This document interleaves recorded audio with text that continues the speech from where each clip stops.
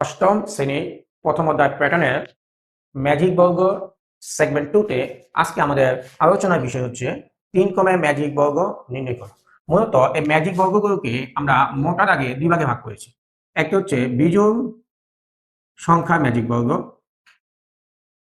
একটা হচ্ছে জোড় সংখ্যা ম্যাজিক বর্গ।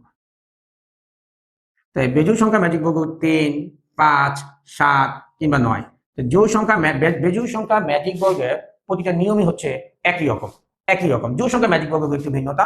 প্রথমেই 3 ক্রমের ম্যাজিক বর্গ গঠন করতেছি। 3 ক্রমের ম্যাজিক বর্গ, 3 ক্রমের ম্যাজিক বর্গ আমরা 3 × 3 তাহলে হচ্ছে 9। তাহলে 1 থেকে 9 পর্যন্ত সংখ্যাগুলো আমরা এভাবে লিখবো। এই ঘরটা কিভাবে করেছি, যেহেতু 3 ক্রমের ম্যাজিক বর্গ সেহেতু এখানে 3টি বর্গ, এখানে 3টি বর্গ। এই 3টি বর্গের মোট এখানে ঘর হচ্ছে 9টি। 9টি ঘরে আমি 1 থেকে 9 পর্যন্ত সংখ্যাগুলো লিখবো। তবে প্রশ্ন হচ্ছে কিভাবে লিখবো।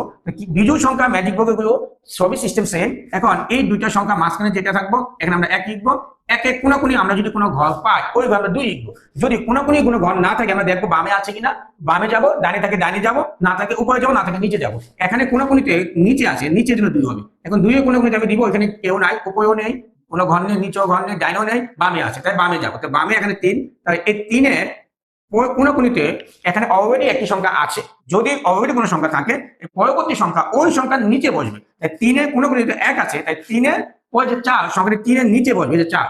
4 এর কোনাকুনিতে কোনো ঘর নেই 5, 5 এর কোনাকুনিতে কোনো ঘর নেই 6, 6 এর কোনাকুনিতে বামেও নেই, ডানেও নেই, উপরেও নেই, নিচেও নেই। এই জায়গাটাতে অধিকাংশ শিক্ষার্থী ভুল করে, অনেক সময় বোঝে না। অতএব এই জায়গাটা সে চাইলেই মুখস্থ রাখতে পারে যে এই কোণা যে ঘরটি আছে এই ঘরের পরবর্তী সংখ্যা এই সংখ্যার নিচে বসবে।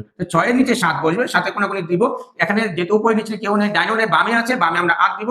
8 এর কোনাকুনি দিব আমরা 9 দিব। আমি বুঝতে পেরেছি যে আমার অঙ্কটা হয়তো হয়েছে। এটা কিভাবে বোঝা যাবে, আমরা যে জায়গা থেকে শুরু করব এই জায়গা সবার নিচে যে আমাদের শেষ হবে।